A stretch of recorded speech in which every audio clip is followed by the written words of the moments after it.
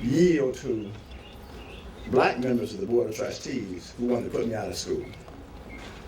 Mays' position was, I'm not going to do it because the boy is right.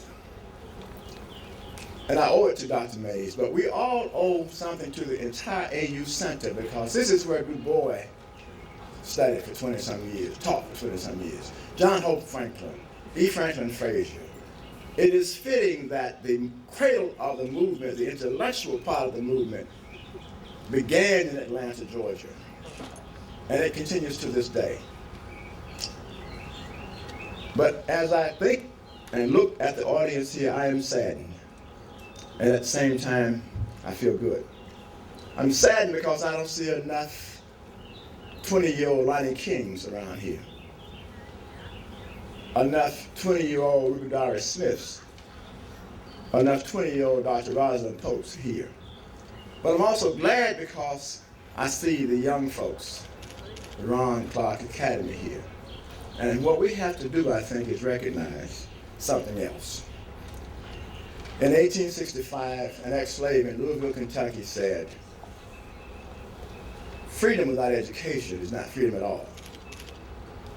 Ladies and gentlemen, we are still not free because our folks are not as educated as they ought to be.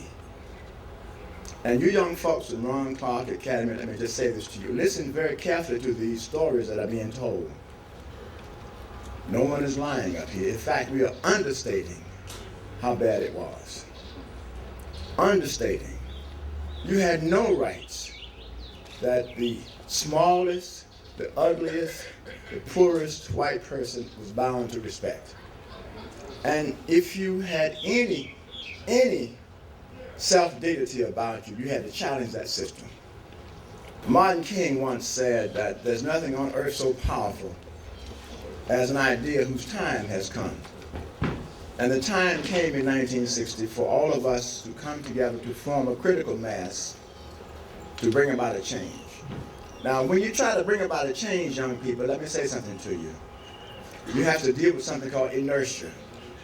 Because a lot of people really don't know how to come together to form the kind of battering ram, the critical mass that you need.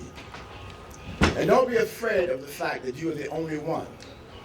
Because as Michael said earlier, it only takes one person to get going. Let me just conclude by saying to you again, thank you so much for coming out. This is a recognition that all of us appreciate. This is a recognition that I hope can serve as a catalyst for other young people to do something about the conditions that our people face. And most of all, I hope you will understand, and I leave this with you, that 1960 was the only successful slave revolt in the history of this country. There were 251 others, but they all failed. Dr. Herbert Apter talked about it in his book about slavery. This one was successful because 70,000 plus students, most of them black, decided that they were going to form a mass to change the system. And you are going to have to form another mass, in my opinion, to change the system even now, because there are folks who want to turn the clock back.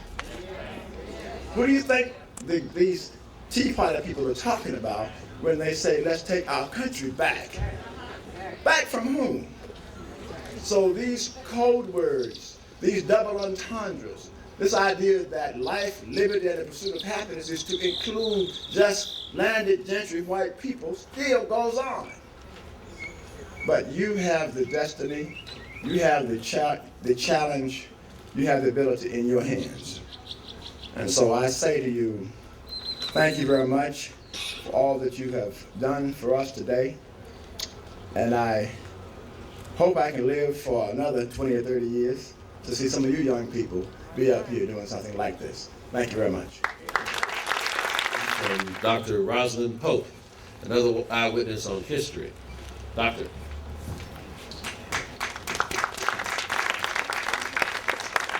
Good morning to you all.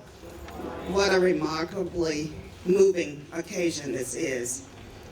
To our Honorable Mayor, Kasim Reed, to the President of the Atlanta City Council, Cesar C. Mitchell, to the other esteemed members of the Atlanta City Council, especially Council Member Michael Julian Bond, whose outstanding efforts have brought us to this auspicious occasion.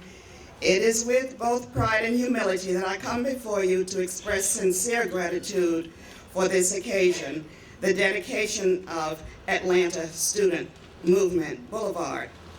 It was on this very site that 50 years ago, Lonnie King and Julian Bond together approached me, and really I was sitting in Yates and Milton drugstore having a soda.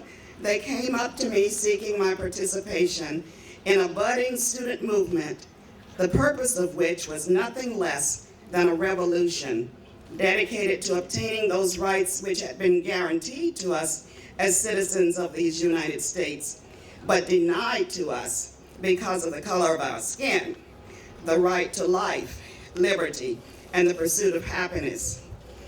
In an appeal for human rights, the manifesto submitted to the citizens of Atlanta on March 9, 1960, on behalf of the students of the Atlanta University Center, we proclaimed our intention and determination to join our hearts, minds, and bodies in the cause of gaining those rights which were inherently ours as members of the human race and as citizens of these United States. Our appeal further announced to the citizens of Atlanta, the country, and the world that we, the students of the Atlanta University Center, would no longer wait placidly for those rights which were legally and morally ours to be meted out to us one at a time. We stated, today's youth will not sit by submissively while being denied all of the rights, privileges, and joys of life. We went on to say, we want to state clearly and unequivocally that we cannot tolerate in a nation professing democracy and among people professing Christianity the discriminatory condition